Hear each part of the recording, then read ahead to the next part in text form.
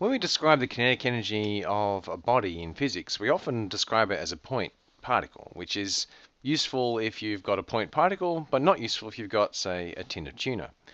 And the reason for that is that a tin of tuna isn't made of a single point particle. Different parts of the tin can move at different velocities, and therefore they can have different kinetic energies. Now, the nice thing about that is I don't have to break up my tin of tuna into the 10 to the 25 individual little point particles that you might consider it being made of, because each little piece of the tin of tuna always stays together as this piece of tuna.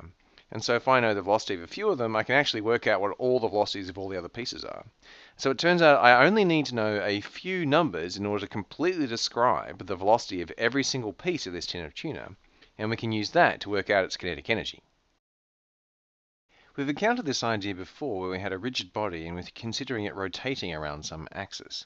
So if we have a rigid body and it's rotating around some axis, and it's got to have a direction and it's got to have a particular point in which it goes through our body, and it also has to have a magnitude, and together that gives us an angular velocity omega, which is a vector.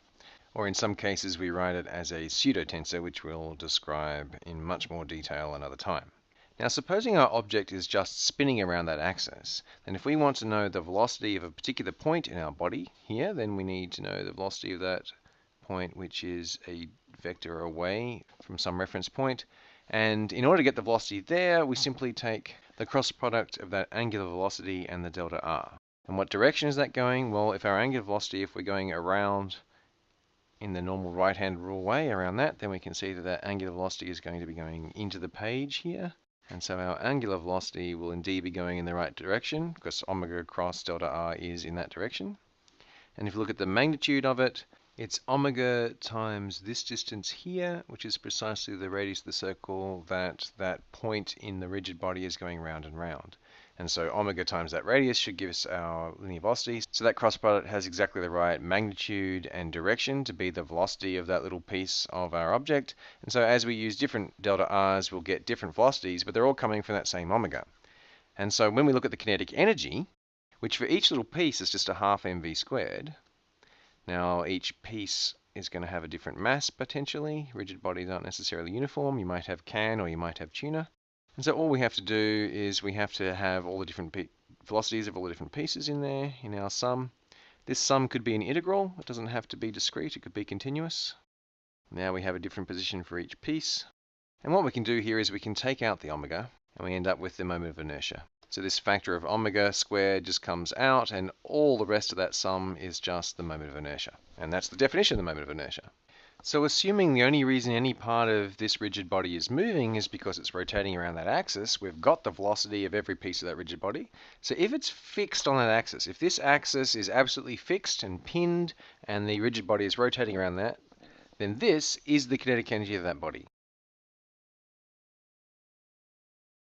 But in general, of course, if you have a rigid body, it doesn't just rotate around some perfect axis. It rotates and moves, sometimes in quite complicated ways, and so we need to be able to combine both of those kinds of motion. So let's consider a version of our rigid body, and we'll consider the position at an arbitrary point with an arbitrary vector, position vector r, but we're going to be comparing everything to a specific point, and this can be any reference point. We're going to choose a particular one called the center of mass. The center of mass is exactly what you might expect it is. It's the position where, on average, all the mass is. So if all the mass is actually at one point, then we want that center of mass to be the position of that point. So what we're going to have to do is we're going to have to weight each different position by the mass of that position. So remember, an integral is just a sum for continuous distribution rather than a discrete distribution. So this is summing up all the different masses at all different positions, and we're going to weight the amount of each position by the mass at that position, and then we're going to divide by the total mass. So if I have two equal masses, the center of mass is just the position exactly halfway between the two of them. If I have one of them much heavier than the other, then the position of the center of mass is much closer to that heavier one. So now I want to get the kinetic energy of that rigid body, making no assumptions this time.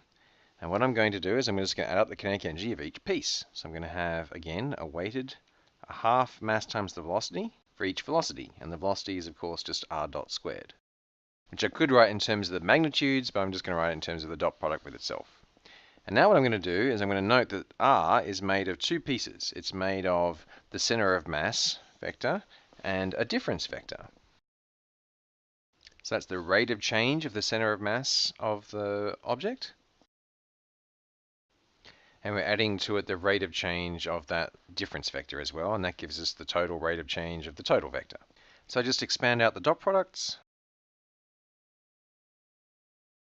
And we've got three terms. Now this term, we can take the r dot center of mass out of the integral because the center of mass vector doesn't depend on which piece of mass you're talking about. It's the center of mass. It's the same for all of them. So when that comes out, we end up with the integral of all the pieces of mass, which is just the total mass, times the center of mass velocity squared. So that term there is just the kinetic energy of the entire rigid body, as if all that mass was compressed down to the center of mass and it was just a point particle. On the other end, we have this term, which is just the term we worked out above. It's the kinetic energy of the rigid body, assuming that that center of mass point is completely fixed.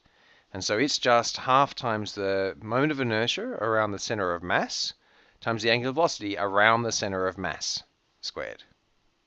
And for this term here, again, we can take out the center of mass term from the integral. Now, what is this thing here? Well, I can just expand out my delta r in terms of its original definition, which is just the difference between the general vector r and our center of mass vector. And then if we expand that into its two terms, we can see exactly what this is from here.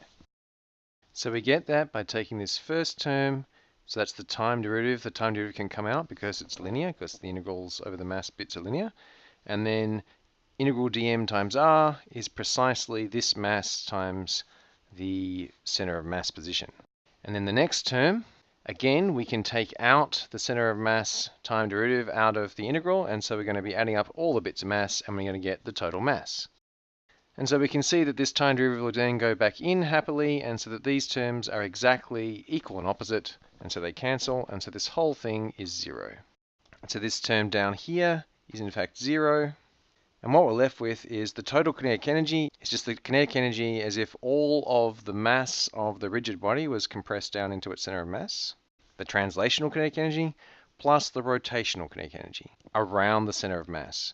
Now, if we picked something other than the center of mass, everything would have been exactly the same all the way through to this line, but then this middle term wouldn't have gone away. So this is only 0 if we are looking at rotations around the center of mass. And so the kinetic energy of an arbitrary rigid body is just the translational kinetic energy over its center of mass plus the rotational kinetic energy around its center of mass.